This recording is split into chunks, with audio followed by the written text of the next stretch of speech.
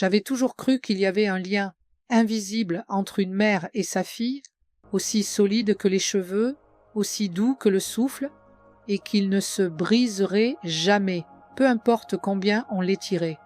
Mais cet après-midi-là, dans le bureau froid et blanc d'un avocat, j'ai réalisé ce lien pouvait être coupé, et celui qui tenait les ciseaux, c'était ma propre fille. Rachel portait un blazer blanc cassé, ses cheveux soigneusement attachés, comme si elle se préparait à apparaître à la télévision. Elle était assise juste à côté de moi, sa main posée sur la mienne, comme si elle avait peur que je tremble. Mais mon cœur était glacé, glacé au point de ne rien ressentir de sa chaleur. « Ce n'est qu'une procuration, maman. Il faut juste que tu signes pour que je puisse m'occuper des affaires bancaires pendant que tu es en soins médicaux. Ne t'inquiète pas, je serai juste la représentante temporaire. » Je souris, un sourire d'une mère trop habituée à être déconcertée. Cela faisait quelques semaines que je me sentais de plus en plus faible. J'avais des douleurs dans les bras et les jambes. Je ne dormais plus. Et Rachel était toujours là pour m'emmener chez le médecin, pour me préparer du lait au curcuma chaque matin, pour m'envoyer des textos « Je t'aime maman » avant de dormir. Je pensais « Elle a vraiment grandi ». Alors j'ai signé. Mais comment pouvais-je savoir que seulement 7 jours plus tard, mon compte bancaire serait vidé, ma maison inscrite au nom d'une autre personne, et que je serais refusée à la banque où j'avais ouvert mon premier compte pour elle? Qu'y avait-il réellement dans ce document? Et pourquoi même mon ex-mari, décédé depuis 10 ans, était mentionné dans le dossier de transfert? Si vous avez jamais cru en l'amour familial, continuez à suivre cette histoire.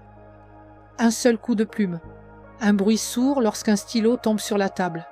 J'ai appelé le cabinet d'avocats où j'avais travaillé comme assistante comptable pendant 30 ans.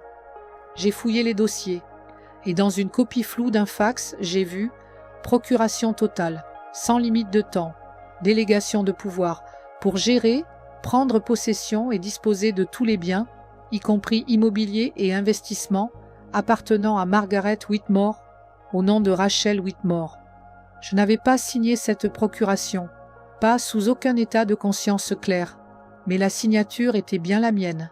Je suis sortie du cabinet en silence. Le chemin de retour à la maison semblait interminable. Le vent soufflait à travers mes cheveux, comme des doigts invisibles qui fouillaient dans mes souvenirs. Une partie de moi voulait crier et demander à ma fille pourquoi elle faisait cela, mais l'autre partie se sentait vide. Je lui avais tout donné, mon temps, ma santé, même mes nuits blanches quand elle faisait de la fièvre. À mon âge, je n'avais plus rien à garder à part mon honneur, et elle venait de me le prendre. Le matin suivant, Rachel m'a dit de préparer quelques vêtements. « Maman, tu vas à la maison de repos quelques jours pour te détendre, d'accord?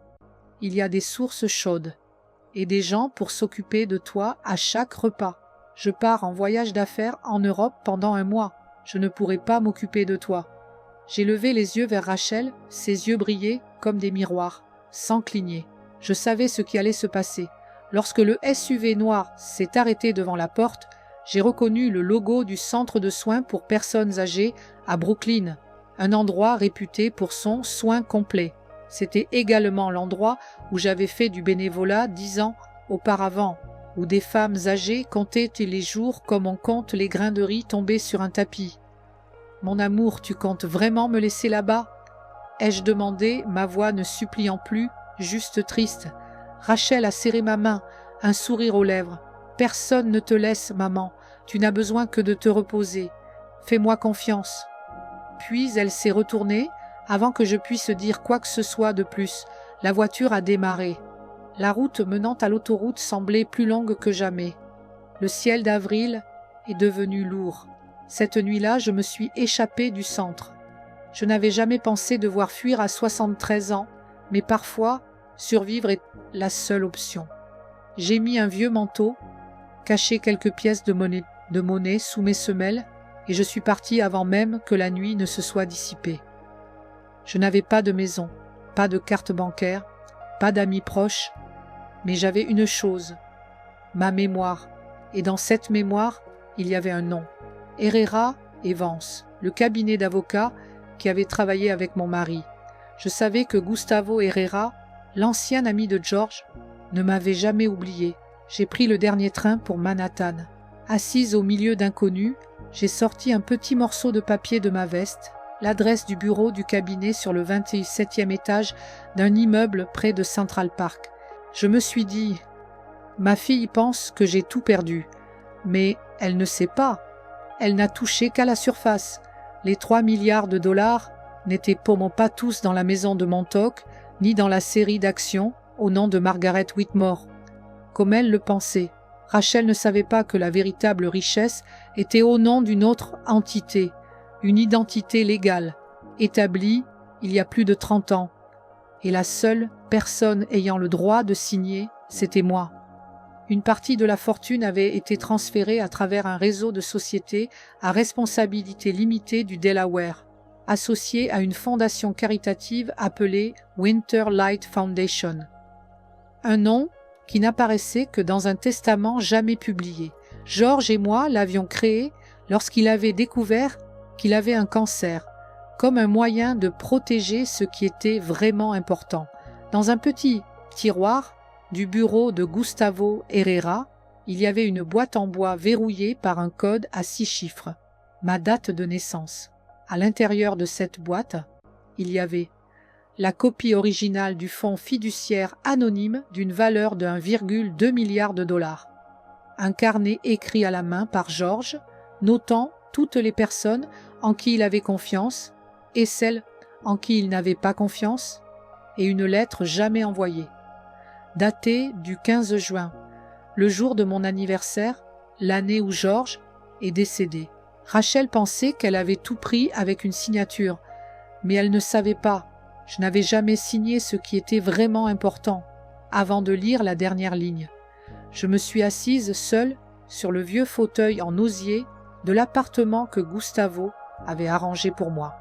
Un immeuble vieux appartenant à l'une des sociétés immobilières dans lesquelles George avait investi. Personne ne savait où j'étais, même Rachel. Le monde pensait que j'étais en retraite, dans un centre de soins luxueux, avec des bougies parfumées et des infirmières en uniforme blanc, mais j'avais disparu de son champ de vision. Et c'est pourquoi elle a commencé à s'inquiéter.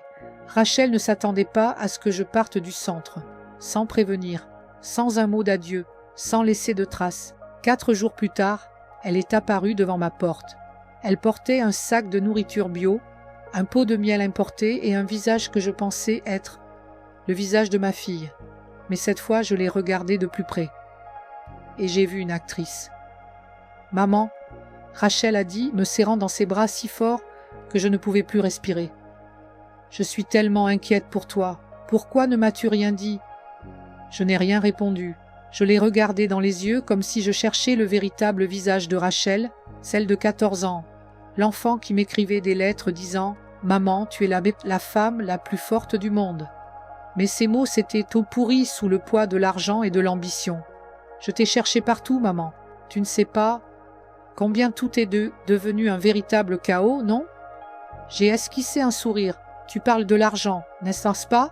Elle s'est arrêtée un instant, mais c'était l'arrêt d'une personne qui avait appris à réagir. Non, maman, c'est à propos de toi. Je me fais du souci pour toi. Cette nuit-là, elle était restée, elle a cuisiné, rangé, ri, versé du thé, ajouté du miel, et puis elle a versé dans ma tasse un thé à la camomille que je buvais chaque soir depuis la mort de George. Lorsque Rachel s'est tournée, j'ai vu la façon dont elle regardait la tasse, pas comme une fille regardant sa mère prendre un remède, mais comme quelqu'un qui regardait un outil. J'ai fait semblant de boire, mais je n'ai pris qu'une gorgée. Lorsqu'elle s'est retournée, j'ai dit que j'étais fatiguée, et la tasse, je l'ai versée dans le pot de plantes de la chambre. À 3 heures du matin, la plante est morte. Ses feuilles sont devenues noires, molles, comme si elles avaient été brûlées de l'intérieur. Le matin suivant, j'ai appelé Gustavo. Elle est venue, ai-je dit. Gustavo est resté silencieux, puis a répondu. Je m'en doutais. Je viens de recevoir une demande urgente de l'avocat de Rachel pour demander au tribunal de geler tous les biens en litige, y compris la Winter Light Foundation. J'ai serré le téléphone. Elle a soumis la demande de contestation Toi ne? Ai-je demandé. Pas seulement, a répondu Gustavo. Elle a falsifié ta signature dans une déclaration affirmant que tu n'avais plus la capacité juridique de comprendre ce que tu signais. Si elle réussit, elle sera désignée comme tutrice légale, contrôlant ainsi même le fonds fiduciaire. Je me suis levé, mon cœur battant fort. Pas de peur, mais de colère.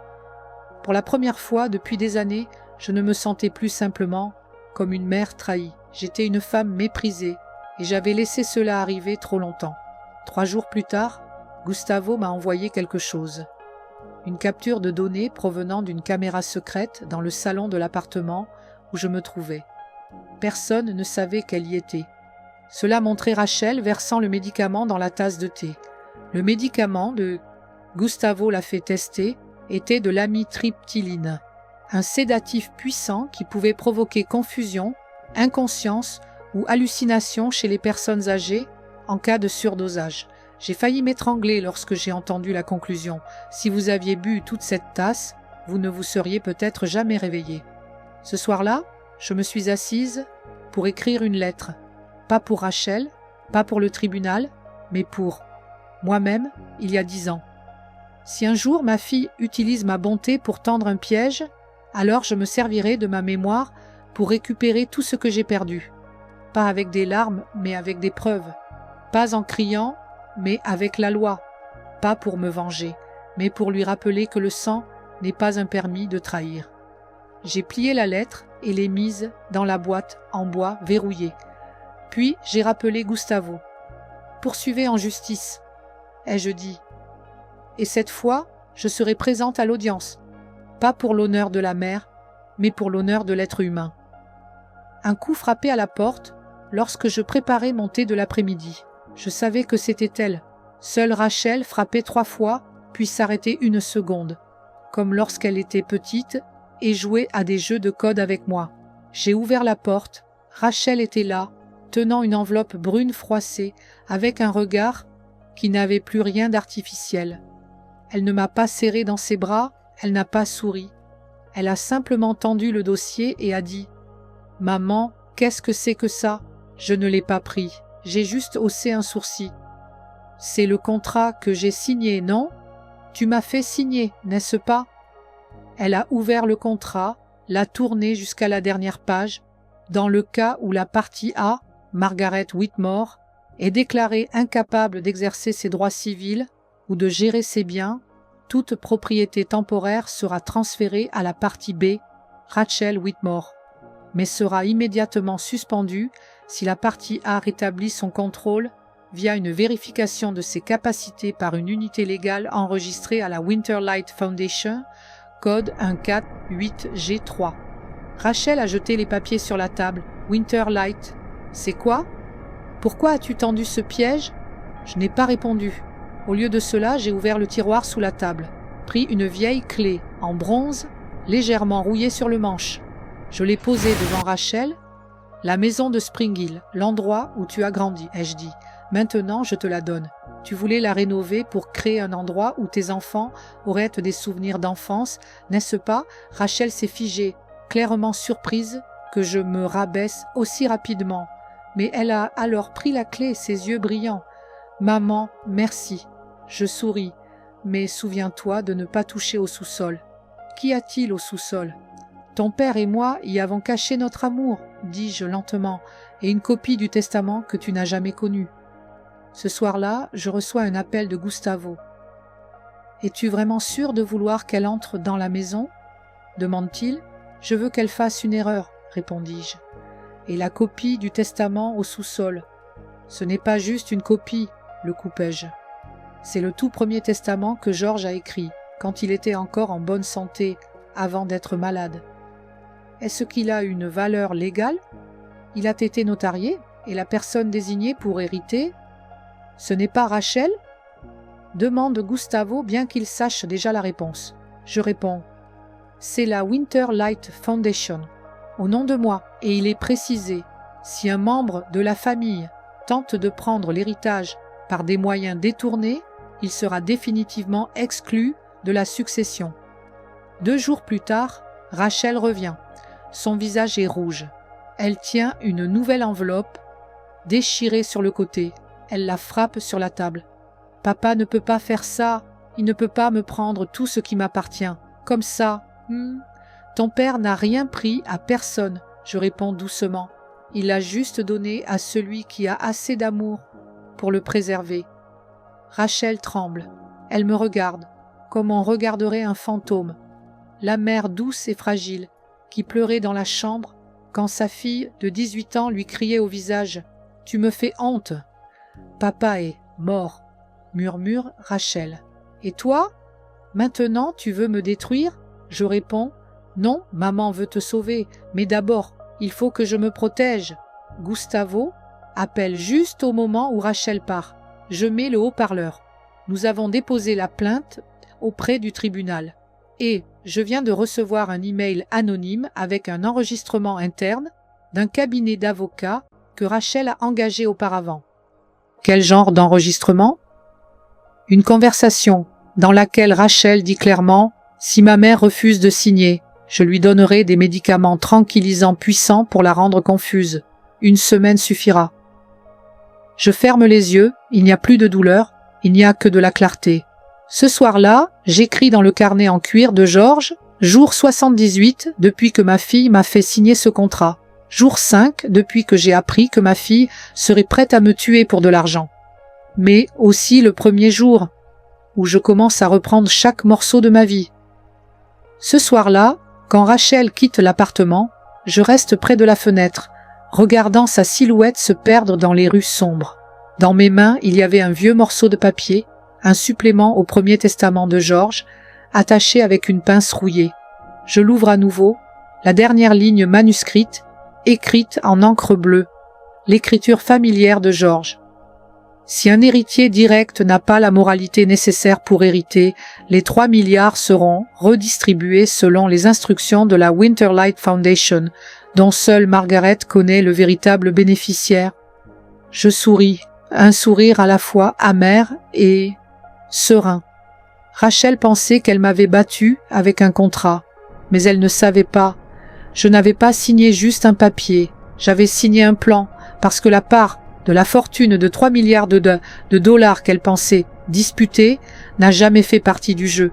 La véritable fortune n'a pas été retirée de tous les comptes personnels et transférée à la Winterlight Foundation il y a 4 ans, chantant. C'était lorsque Georges m'a dit, presque suppliant, « Ne laisse pas ça détruire tout ce que nous avons préservé toute notre vie. » Et j'ai tenu ma promesse. La valeur réelle de la fondation aujourd'hui, grâce aux investissements, aux dividendes et à l'immobilier international, s'élève à 3 milliards de dollars. Et le bénéficiaire final, comme Georges l'a clairement écrit, est une seule personne définie non pas par les liens du sang, mais par ses actions, lorsque Margaret choisira. Je range le papier dans une enveloppe et le cache dans le tiroir verrouillé sous la cheminée. Et je me dis en moi-même, si Rachel pense que cette guerre est à propos de l'argent, alors elle a perdu dès qu'elle a pensé ainsi. Je pensais que je n'avais plus la force de me défendre. À 73 ans, après avoir perdu mon mari, ma maison et presque moi-même, je pensais que la patience était la dernière voie. Mais ensuite, j'ai réalisé. Parfois, le silence était la revanche la plus acérée. Depuis que Rachel a découvert le testament original, elle ne s'est plus présentée aussi fréquemment. Mais son avocat était partout, des banques au conseil d'administration des fonds immobiliers que Georges gérait. Ils ont essayé de prouver que j'étais inapte à prendre des décisions juridiques, que j'étais confuse, que j'étais manipulée par quelqu'un, mais ensuite Gustavo m'a envoyé l'enregistrement d'une réunion interne de Rachel et de son partenaire. Cette vieille femme ne vivra pas longtemps. On peut encore gagner du temps, et à ce moment-là, le testament devra être modifié. Je n'ai pas ressenti de colère.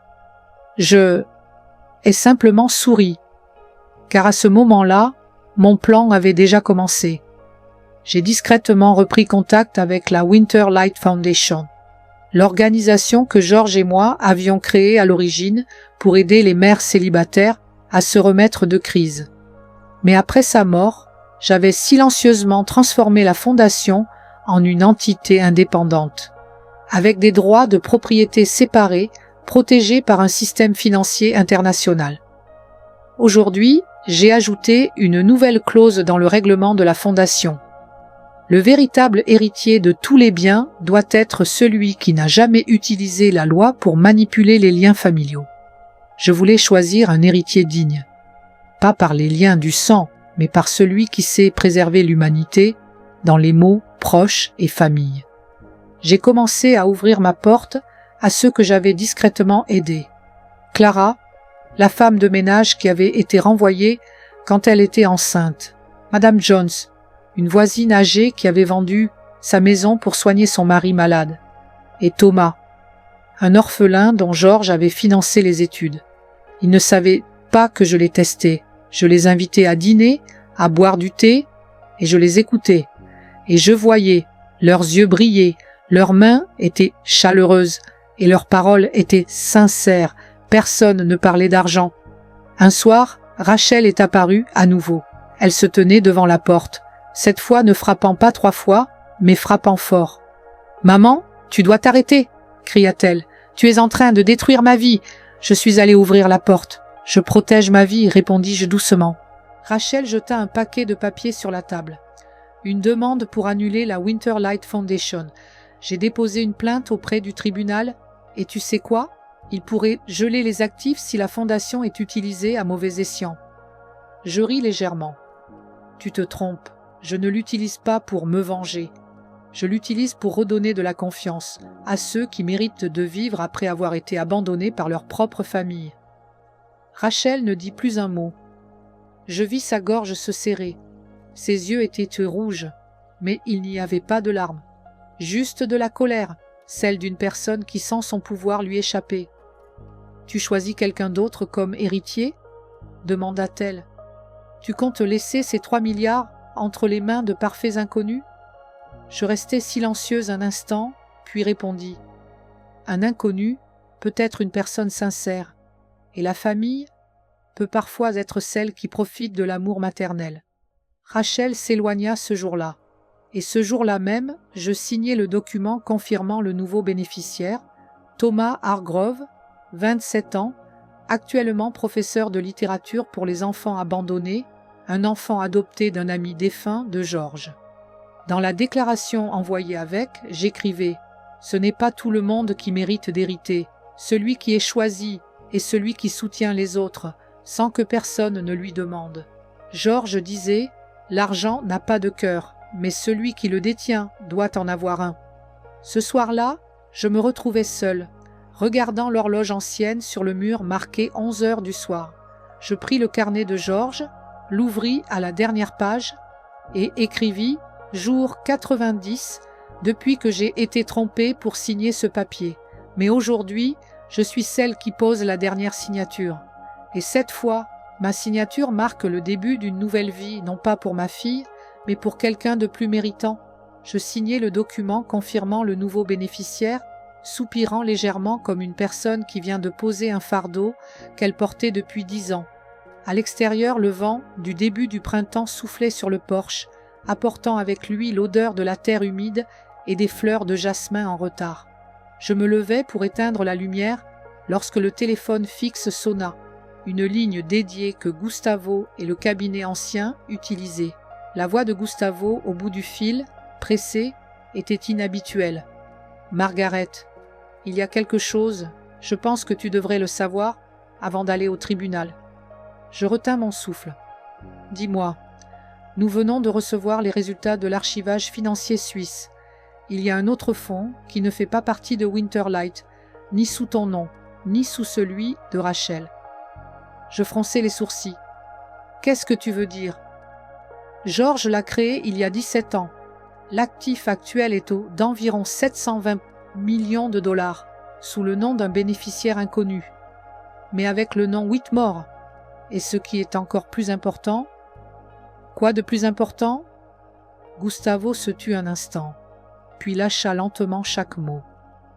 Les documents de confirmation ADN montrent que Rachel n'est pas ta fille biologique. Tout mon corps se figea. Mon cœur manqua un battement. Dans ma tête, Une seule question résonnait. Alors, qui est cette fille? Le jour de l'audience, il faisait étrangement froid, bien qu'il fût déjà presque l'été dehors. Je m'assis droite, portant une simple robe grise, un collier de perles de Georges autour du cou, le seul souvenir que j'avais gardé de la villa que Rachel avait volée. Gustavo était assis à ma gauche. En face, Rachel était en robe noire, son visage hautain, ses mains crispées sur un tas de documents, comme si elle tenait encore un pouvoir qui lui échappait.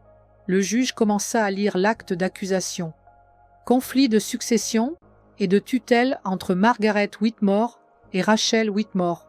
Demande de la Cour pour déterminer la capacité juridique, la légalité des biens de la Fondation Winterlight et la propriété des comptes personnels, y compris un fonds financier international récemment découvert.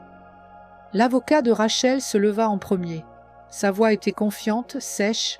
« Votre honneur, nous avons des preuves montrant que Madame Margaret, âgée de plus de 70 ans, n'est plus en état de gérer une fortune aussi colossale. Au cours des 90 derniers jours, elle a eu un comportement anormal. Changement des bénéficiaires du fonds, transmission des droits de succession à une personne extérieure à la famille et refus de traitement médical. » Il s'arrêta, tendant la main vers moi. « Nous demandons à la Cour de nommer Rachel Whitmore comme tutrice légale. » Je restai silencieuse. Gustavo ne le fut pas.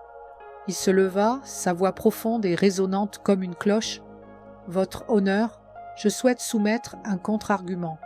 Comprenant la copie du testament original de George Whitmore, une vidéo montrant Rachel versant délibérément des médicaments psychotropes dans le thé de sa mère et, il s'arrêta un instant puis ajouta « un rapport ADN ». La salle d'audience devint morte de silence. Le juge fronça les sourcils. « Un rapport ADN ?» Gustavo posa lentement le dossier sur le pupitre. « Le rapport confirme que Rachel Whitmore n'est pas la fille biologique de Margaret Whitmore. »« Quoi ?» hurla Rachel en se levant d'un bond. « Ce n'est pas vrai.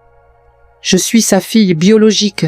J'ai un acte de naissance. Ma mère m'a donné naissance. »« Un acte de naissance ne peut pas contredire la biologie, » répondit Gustavo. « Le modèle de comparaison des échantillons sanguins conservés à l'hôpital en 1992 ne correspond pas à l'ADN de Madame Margaret. » Le juge frappa du marteau. « Silence !» Rachel haletait, ses yeux cherchant partout. « Maman, maman, dis quelque chose, je suis ta fille !» Je plongeai mon regard dans le sien, et pour la première fois de ma vie je l'appelai par son nom complet, un nom que je n'avais jamais prononcé, Rachel Hartley. La salle d'audience trembla. Je poursuivis. « Tu n'es pas Rachel Whitmore, la vraie Rachel, ma fille de biologique, est morte lors de l'accouchement de jumeaux cette année-là. Et toi, tu es la fille qui est restée, sans identité, que l'infirmière m'a demandé de garder quelques jours parce que l'hôpital était saturé. Georges ne le savait pas. Et moi, je t'ai aimée comme ma propre fille. » Rachel s'effondra sur sa chaise, sa bouche balbutiait. « Non, non !» L'avocat de Rachel était en état de choc. Il se tourna vers moi. « Vous avez gardé ce secret pendant plus de 3 décennies ?» Je hochai légèrement la tête. « Je n'ai pas gardé le secret. J'ai choisi de croire. Jusqu'au jour où cette fille se tient devant moi et m'appelle vieille femme gênante. » Le juge demanda une pause de 30 minutes pour permettre au jury de réévaluer les nouveaux documents. Pendant ce temps, Gustavo déposa silencieusement une enveloppe devant moi. « Vous devriez lire ceci avant que tout ne soit décidé. » J'ouvris la lettre. C'était une copie des documents envoyés par Georges 5 jours avant sa mort, à la Banque Union Suisse. J'ai créé un second fonds d'une valeur de 720 millions de dollars, qui n'est ni au nom de Margaret, ni au nom de Rachel.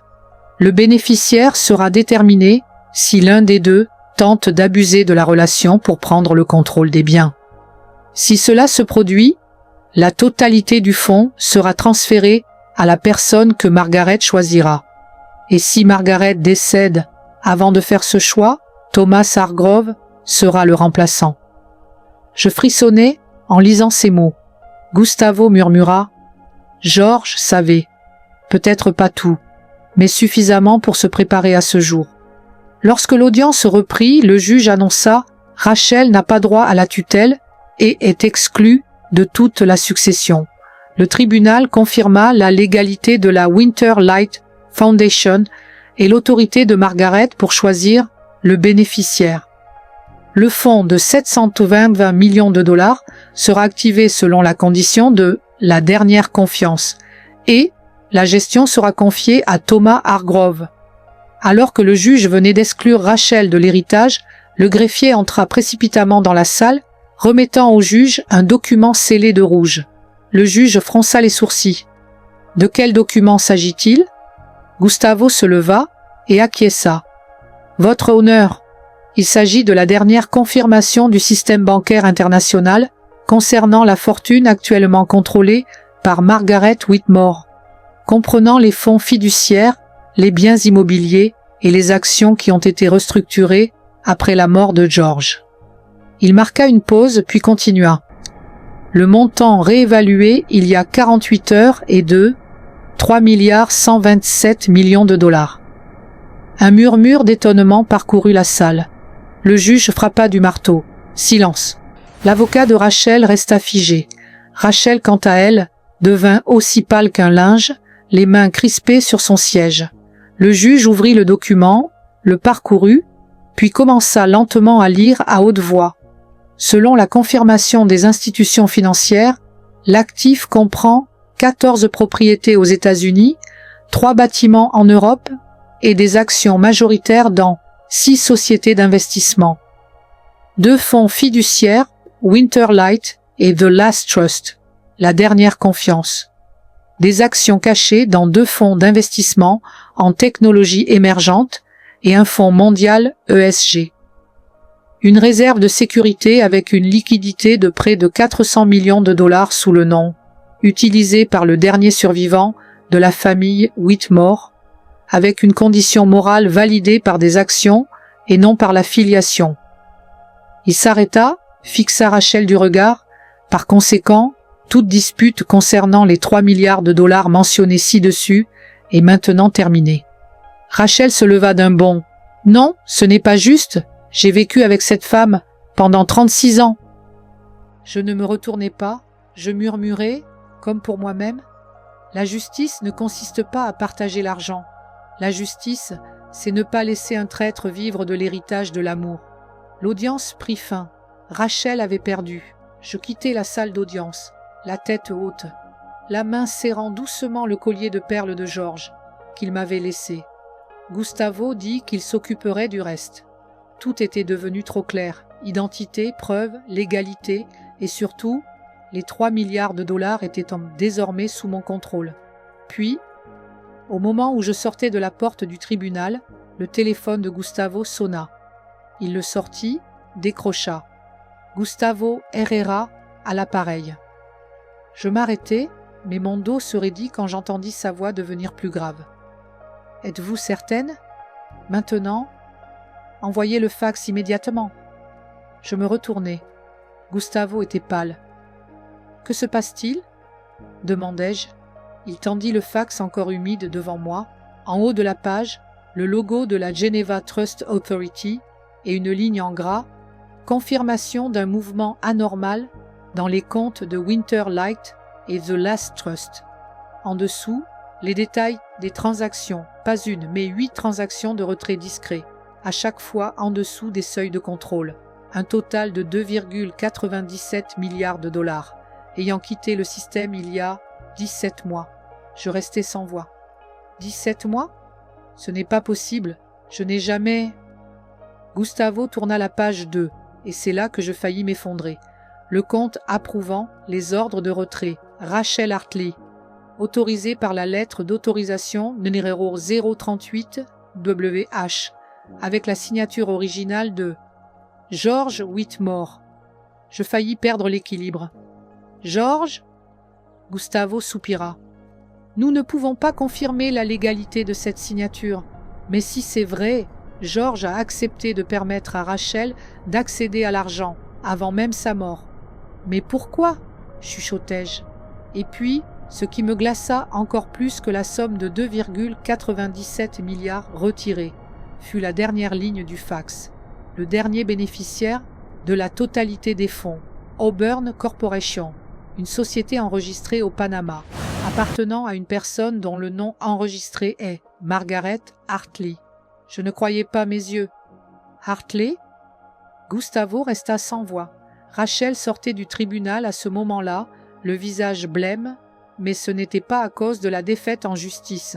C'était parce qu'elle venait de recevoir la même notification. « Je n'ai pas fait ça, » dit-elle en tremblant. « Je jure. » Je regardai Rachel, puis baissai les yeux sur le fax. Personne ne comprenait ce qui se passait. Personne dans la pièce n'était sûr de qui était vraiment le traître. Et surtout, je ne savais plus si George, l'homme que j'avais aimé toute ma vie, était vraiment de mon côté. Je ne rentrai pas chez moi après le tribunal. Je ne rentrai nulle part. Je restai dans la petite salle de réunion de Gustavo, les mains tremblantes tenant le dernier fax que je ne pouvais pas comprendre. Une partie de moi voulait croire que c'était un faux, mais l'encre ne mentait pas, le sceau de la banque suisse ne mentait pas. Quelqu'un avait retiré presque 3 milliards de dollars du système que je pensais toujours contrôler, et le nom du destinataire était Margaret Hartley. Mon nom, mais pas moi.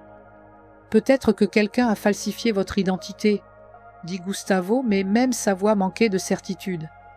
Peut-être que George a été forcé de signer, suggérai-je, mais je secouai la tête. Non, George n'était pas du genre à se laisser faire. Nous revenons aux anciens dossiers. Nous avons retrouvé la lettre d'autorisation de l'époque. Puis, dans une sauvegarde des documents envoyés par George à la Banque suisse en 2008, il y avait un passage manuscrit joint, jamais publié. Dans le cas où je viendrais à mourir, si Margaret Whitmore devient incapable ou souffre de dommages psychologiques, les biens seront temporairement transférés à la tutelle de la personne que je désignerai, Margaret Hartley, afin de garantir leur sécurité jusqu'à une nouvelle vérification. Je faillis m'effondrer. Margaret Hartley n'était pas moi, c'était une identité de remplacement créée par George, comme un masque légal. Gustavo ouvrit l'ordinateur, chercha dans l'historique des enregistrements internationaux. Margaret Hartley, enregistrée sous le nom de Auburn Corporation, a été fondée en 2009 au Panama, utilisant un passeport diplomatique délivré en Colombie. Et celui qui avait déposé les papiers pour la création de l'entreprise cette année-là était Rachel Whitmore, agissant en tant que représentant légal au nom du tuteur. La pièce s'emplit de silence lourd. Ce que je n'avais pas anticipé arriva lorsque Gustavo reçut un appel d'un ancien employé de la banque de George, un homme, à la retraite maintenant en Espagne, qui avait travaillé à Zurich. George est venu ici 2 fois, dit-il à travers le haut-parleur. La 2e fois, il n'était pas accompagné de vous, mais d'une jeune fille aux cheveux bruns, un visage qui vous ressemblait beaucoup, mais plus jeune. Je serrai mes mains sur le siège. Rachel? Non, elle a signé sous le nom d'Helena Whitmore. Gustavo sembla être électrocuté. Il fouilla les dossiers et trouva Helena Whitmore était une identité secondaire, créée par George comme représentant pour ses activités à but non lucratif en Amérique latine. Je restai sans voix. George a créé au moins 2 identités autour de lui, et il a donné la clé à Rachel. Ce n'était donc pas de la négligence. Rachel avait été impliquée dans le système financier parallèle de George dès le début. Et George savait. Ou bien, George était-il complice? Je me tournai vers Gustavo. Il pourrait avoir essayé de me tester? Ou de me piéger? Non, je ne crois pas que George veuille vous nuire. Alors pourquoi a-t-il créé Margaret Hartley sans me le dire? Gustavo resta silencieux. Puis il ouvrit une dernière enveloppe. Parce qu'il ne savait pas que celle que vous appeliez votre fille était en fait l'enfant d'un autre.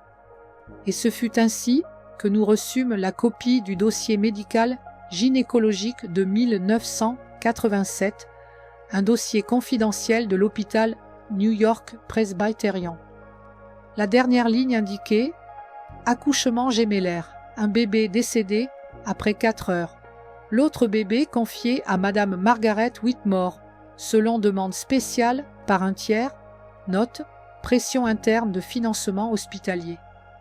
Ce tiers était une organisation médicale privée dont George était le principal mécène.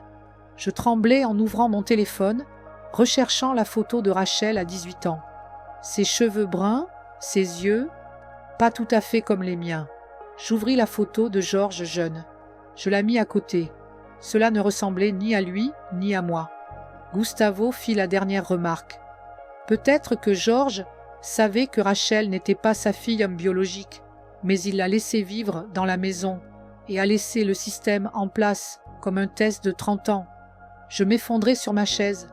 Alors, George et Rachel avaient-ils joué secrètement à un jeu d'échecs pendant 3 décennies, pendant que moi, la femme qui pensait détenir toutes les clés, n'était qu'un simple pion?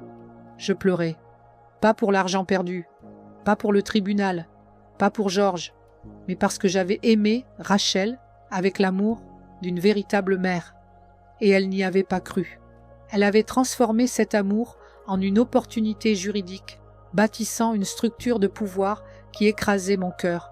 Je quittai le bureau de Gustavo lorsque le jour commença à décliner. En chemin, je passai devant notre ancien appartement, celui qui avait été notre foyer. Je rentrai dans la chambre de Rachel quand elle était enfant. Dans le coin, il y avait une vieille boîte à musique, la seule chose qu'elle n'avait pas emportée. Je la remonta. Le doux son s'éleva. Clair de lune, de Debussy. Et dans la boîte à musique, il y avait un petit morceau de papier usé par le temps, écrit de la main de Rachel lorsqu'elle avait 10 ans. « Maman, si un jour je suis riche, je t'achèterai une grande maison. Tu ne seras plus jamais triste. » Je m'assis sur le sol, silencieuse. Peut-être que Rachel avait aussi été un enfant capable d'amour, mais quelque chose ou quelqu'un avait tué cette part d'elle. Peut-être que c'était l'argent, peut-être George, peut-être moi. Je vécus ici 3 mois. Chaque jour, je me levais tôt, préparais du thé, arrosais les plantes, écrivais des lettres à moi-même. Je ne consultais pas mon téléphone ni la télévision. Thé me voir. Mais un matin, Clara, la jeune fille que j'avais aidée lorsqu'elle était enceinte, vint maman Margaret. Elle m'appela par un nom que je pensais n'avoir plus entendu. « Il y a un groupe de gens qui te cherchent. » Je fronçai les sourcils. « Qui ?» Clara me montra son téléphone. C'était une vidéo filmée en cachette lors du procès. Moi face à Rachel et Gustavo lisant le nom du véritable bénéficiaire. La vidéo avait été largement diffusée en ligne. Mais ce qui me surprit, ce furent dans les commentaires. Je n'ai jamais pleuré pour une mère étrangère comme ça. Elle me fait penser à ma propre mère. Elle a aussi été trahie par sa propre famille. Ma maman, Margaret, si tu as besoin d'un endroit où rester, ma maison est ouverte. Je suis avocat. Si tu en as besoin, je serai ton représentant gratuitement. Ma fille aussi m'a trahi. Mais grâce à toi, je sais que je ne suis pas seule. Clara me serra la main. Ils ont besoin de toi. Pas pour les 3 milliards, mais parce que tu es celle qui a osé parler pour ceux que personne ne croit. Je restai silencieuse longtemps. Puis, pour la première fois depuis de nombreuses années, je hochai la tête, pas pour quelqu'un d'autre, mais pour moi-même. Un mois plus tard, j'apparus sur une petite émission de télévision, d'une durée de 15 minutes seulement. Je racontais mon parcours, non pas comme une victime, mais comme une survivante. Je ne mentionnais pas beaucoup Rachel.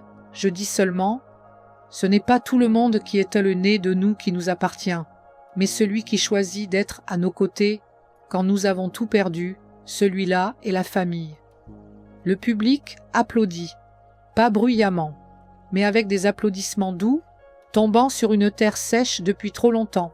La semaine suivante, je reçus une lettre. Il n'y avait pas de nom sur l'enveloppe. À l'intérieur, un dossier scellé de la Banque du Luxembourg, une clé de coffre-fort, un petit morceau de papier avec une seule ligne. « J'ai laissé une voie pour toi, pas pour que tu te venges, mais pour que tu puisses pardonner, si tu le souhaites. » G. W. George. Bien qu'il ait gardé trop de secrets, il m'avait laissé le choix final. J'avais perdu mon mari, ma fille et ma foi. Mais maintenant, je pouvais refaire un choix. Pas de haine, pas d'argent à récupérer, mais un chemin à suivre. Je créai une nouvelle organisation, The Quiet Inheritance, l'héritage silencieux. Pas de nom Margaret, pas de nom George, pas de nom Rachel. Avant de quitter la ville, je demandai à Gustavo de faire une dernière chose, retracer entièrement les 3 milliards de dollars et toutes les identités falsifiées associées. 3 semaines plus tard, il m'envoya un dossier épais, marqué « Confidentiel ». À l'intérieur se trouvait la dernière réponse à toutes les choses incompréhensibles du passé. La vérité sur Margaret Hartley. George a construit un labyrinthe. Rachel a appris à voler dans ce labyrinthe. Et moi, je vais briser ce labyrinthe et planter un jardin que personne ne pourra posséder, mais que tout le monde pourra visiter. C'est ainsi que j'ai résolu les 3 milliards de dollars restants. Je n'avais qu'à récupérer leur signification. Puis, je fermai tous les dossiers, apposai le dernier cachet et les remis à l'équipe juridique jeune de Glass Garden. Aucun d'entre eux n'était de ma famille, mais tous m'appelaient « Maman Margaret », pas parce que je les ai mis au monde, mais parce que je suis la première femme à leur avoir montré que la confiance peut renaître, même après avoir été piétinée. Je retournai vivre à Catskill. La petite maison en bois était toujours intacte, comme George l'avait construite de ses propres mains. Je réparai le toit, replantai les rangées de marguerites et installai une table à manger sur la terrasse, suffisante pour 4 personnes, mais toujours avec une seule tasse de thé. Un matin, alors que le soleil passait à travers les rideaux, j'écrivis dans la dernière page du vieux carnet de George « Aujourd'hui, je ne suis plus la mère trahie par sa propre fille. Je ne suis plus l'épouse vivant avec des secrets. Je ne suis plus que moi, une femme qui sait où sont les limites et où se trouve le sacrifice, et quand il le faut, où se trouve la fin. » Je fermai doucement le carnet, comme on ferme une porte, non pour enfermer quelqu'un, mais pour ouvrir une autre porte, vers un printemps sans nom. Un jour, Clara, la jeune femme que j'avais aidée quand elle était enceinte, vint me rendre visite avec sa petite fille. La petite courait partout sur la terrasse, puis s'assit près de moi et me demanda « Mamie, pourquoi tu ne vis pas avec tes enfants ?» Je caressai sa tête et répondis « Parce que parfois, mon enfant, il faut partir de ce qui nous fait mal, pour retrouver le silence et se souvenir de qui l'on est. » Elle acquiesça. Elle ne posa pas d'autres questions. Les enfants n'ont pas besoin d'explications compliquées. Ils ont juste besoin de la paix qui brille dans le regard des adultes. Et je restai là, regardant la lumière du soir se poser sur le toit en bois, écoutant le vent souffler à travers les pins. Il n'y avait plus de 3 milliards de dollars. Plus de Rachel, plus de George, plus de questions. Pourquoi, suspendu dans ma poitrine, il n'y avait que moi, et le silence, et une vie réécrite de mes propres mains. Je n'ai laissé aucun testament, j'ai laissé une organisation, je n'ai laissé aucun héritage, j'ai laissé des principes, je n'ai laissé aucun pouvoir, j'ai laissé la confiance pour ceux qui ont été écrasés par leur propre famille. Et si quelqu'un demande, vous avez tout eu, puis tout perdu, alors qu'est-ce qu'il vous reste? Je sourirai, comme aujourd'hui, puis je répondrai, je reste moi-même. Et c'est suffisant. Ce n'est pas tout ce qui porte le nom de sang qui mérite une confiance absolue. Et ce n'est pas parce que quelqu'un n'est pas de notre sang qu'il ne peut pas devenir notre famille. Un mois plus tard, j'apparus sur une petite émission de télévision d'une durée de 15 minutes seulement. Je racontais mon parcours, non pas comme une victime, mais comme une survivante. Je ne mentionnais pas beaucoup Rachel. Je dis seulement « Ce n'est pas tout le monde qui est ce né de nous qui nous appartient, mais celui qui choisit d'être à nos côtés. Quand nous avons tout perdu, celui-là est la famille. » Le public applaudit, pas bruyamment, mais avec des applaudissements doux, tombant sur une terre sèche depuis trop longtemps. La semaine suivante, je reçus une lettre. Il n'y avait pas de nom sur l'enveloppe. À l'intérieur, un dossier scellé de la Banque du Luxembourg, une clé de coffre-fort, un petit morceau de papier avec une seule ligne. J'ai laissé une voie pour toi, pas pour que tu te venges, mais pour que tu puisses pardonner si tu le souhaites. G. W. George. Bien qu'il ait gardé trop de secrets, il m'avait laissé le choix final. J'avais perdu mon mari, ma fille et ma foi. Mais maintenant, je pouvais refaire un choix, pas de haine. Pas d'argent à récupérer, mais un chemin à suivre. Je créai une nouvelle organisation, The Quiet Inheritance, l'héritage silencieux. Pas de nom, Margaret. Pas de nom, George. Pas de nom, Rachel. Avant de quitter la ville, je demandai à Gustavo de faire une dernière chose, retracer entièrement les 3 milliards de dollars et toutes les identités falsifiées associées. 3 semaines plus tard, il m'envoya un dossier épais, marqué « Confidentiel ». À l'intérieur se trouvait la dernière réponse à toutes les choses incompréhensibles du passé. La vérité sur Margaret Hartley. George a construit un labyrinthe. Rachel a appris à voler dans ce labyrinthe. Et moi, je vais briser ce labyrinthe et planter un jardin que personne ne pourra posséder, mais que tout le monde pourra visiter. C'est ainsi que j'ai résolu les 3 milliards de dollars restants. Je n'avais qu'à récupérer leur signification. Puis je fermai tous les dossiers, apposai le dernier cachet et les remis à l'équipe juridique jeune de Glass Garden. Aucun d'entre eux n'était de ma famille, mais tous m'appelaient Maman Margaret. Pas parce que je les ai mis au monde, mais parce que je suis la première femme à leur avoir montré que la confiance peut renaître, même après avoir été piétinée. Je retournai vivre à Catskill. La petite maison en bois était toujours intacte, comme George l'avait construite de ses propres mains. Je réparai le toit, replantai les rangées de marguerites et installai une table à manger sur la terrasse, suffisante pour 4 personnes, mais toujours avec une seule tasse de thé. Un matin, alors que le soleil passait à travers les rideaux, j'écrivis dans la dernière page du vieux carnet de George. Aujourd'hui, je ne suis plus la mère trahie par sa propre fille. Je ne suis plus l'épouse vivant avec des secrets. Je ne suis plus que moi, une femme qui sait où sont les limites et où se trouve le sacrifice, et quand il le faut, où se trouve la fin.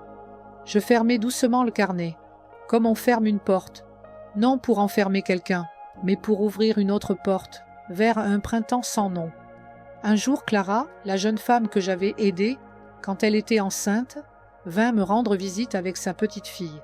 La petite courait partout sur la terrasse, puis s'assit près de moi et me demanda « Mamie, pourquoi tu ne vis pas avec tes enfants ?» Je caressai sa tête et répondis « Parce que parfois, mon enfant, il faut partir de ce qui nous fait mal pour retrouver le silence et se souvenir de qui l'on est. » Elle acquiesça. Elle ne posa pas d'autres questions. Les enfants n'ont pas besoin d'explications compliquées, ils ont juste besoin de la paix qui brille dans le regard des adultes. Et je restais là, regardant la lumière du soir se poser sur le toit en bois, écoutant le vent souffler à travers les pins. Il n'y avait plus de 3 milliards de dollars. Plus de Rachel, plus de George, plus de questions. Pourquoi ? Suspendu dans ma poitrine, il n'y avait que moi, et le silence, et une vie réécrite de mes propres mains. Je n'ai laissé aucun testament, j'ai laissé une organisation, je n'ai laissé aucun héritage, j'ai laissé des principes, je n'ai laissé aucun pouvoir, j'ai laissé la confiance pour ceux qui ont été écrasés par leur propre famille. Et si quelqu'un demande « Vous avez tout eu, puis tout perdu, alors qu'est-ce qu'il vous reste ?» Je sourirai, comme aujourd'hui, puis je répondrai « Je reste moi-même. » Et c'est suffisant. Ce n'est pas tout ce qui porte le nom de sang qui mérite une confiance absolue. Et ce n'est pas parce que quelqu'un n'est pas de notre sang qu'il ne peut pas devenir notre famille.